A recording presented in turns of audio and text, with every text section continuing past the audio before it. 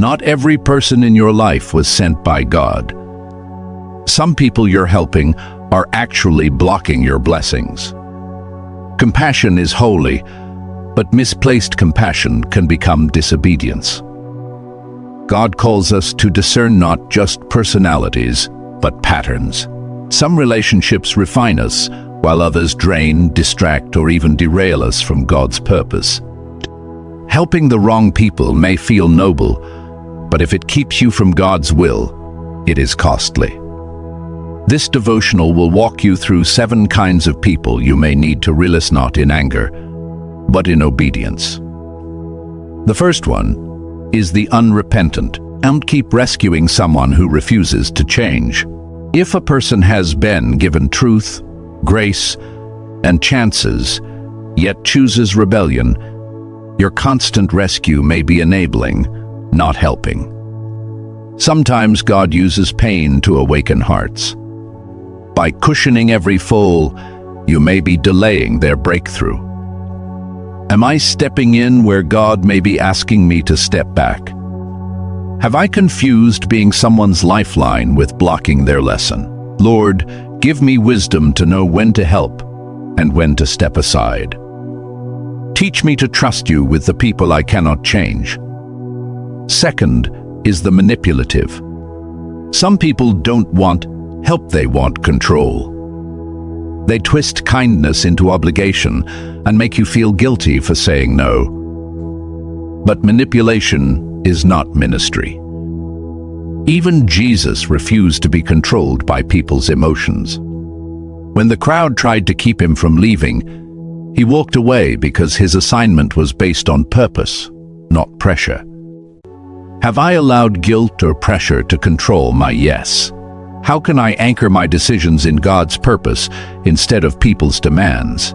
Father, protect me from manipulation. Teach me to say yes only when you say yes, and to walk away when you lead me elsewhere. Third is the divisive. Warn a divisive person once, and then warn them a second time. After that, have nothing to do with them. Division is the enemy's strategy to weaken God's people. Gossipers, drama seekers, and strife stirrers create conflict that eventually becomes your burden too. When you keep helping divisive people, you're not neutral, you're entangled. God is not asking you to fix what He's trying to separate. Who in my life stirs up division rather than peace? Am I enabling gossip or strife by staying silent or staying close? Lord, help me guard my heart from division. Give me courage to walk in peace, even if it means walking away from strife. The fourth is the drainer. Some people don't want to grow, they only want to take. They drain your time, energy, and spirit, yet nothing changes. Even Jesus had boundaries. He ministered to crowds, but often withdrew to pray and recharge. If the Son of God needed distance, so do we. Am I pouring into people who only take but never grow? Do I allow myself time to recharge in God's presence? Father, give me strength to set boundaries. Protect me from burnout and refill me daily with your Spirit. The fifth is God replacement. Be cautious when someone relies on you more than God. It may start with simple requests for advice or prayer, but soon they see you as their source. Paul and Barnabas refused to let people elevate them as gods. They redirected all glory back to the Lord. You can guide, but you cannot replace God in someone's life.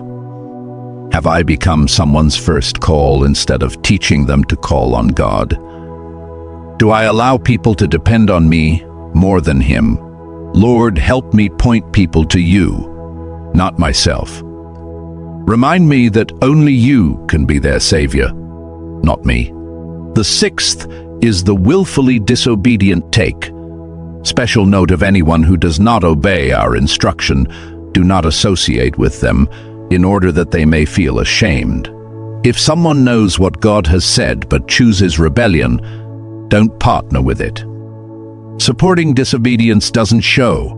Love it makes sin comfortable. Loving someone doesn't mean walking with them down a road of destruction. Sometimes love means stepping aside so they feel the weight of their choices. Am I supporting someone's rebellion instead of standing in truth? How can I love people without compromising obedience to God? Father, give me courage to stand firm in your truth. Help me love others without enabling disobedience. And lastly, the seventh is the assignment blocker.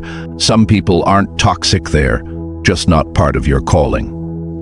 Abram's full vision from God didn't come until after Lot separated from him. Loyalty is good, but obedience to God is greater. Don't confuse compassion with disobedience.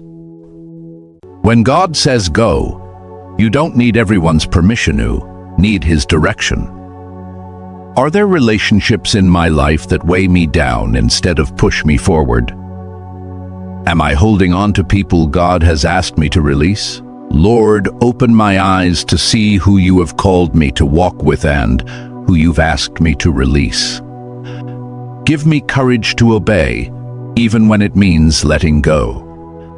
Helping the wrong person may look holy, but disobedience is disobedience even when dressed as compassion. Ask God today, who have I been carrying that you never asked me to? Your next breakthrough may be waiting on the other side of obedience. If this devotion spoke to your heart, don't just keep it to yourself. Share it with a friend who needs encouragement, and take a moment to reflect. Who in my life have I been carrying outside of God's will? For more devotionals, biblical insights, and tools to grow deeper in faith, subscribe to Secret Archives. Together, let's uncover God's wisdom hidden in plain sight.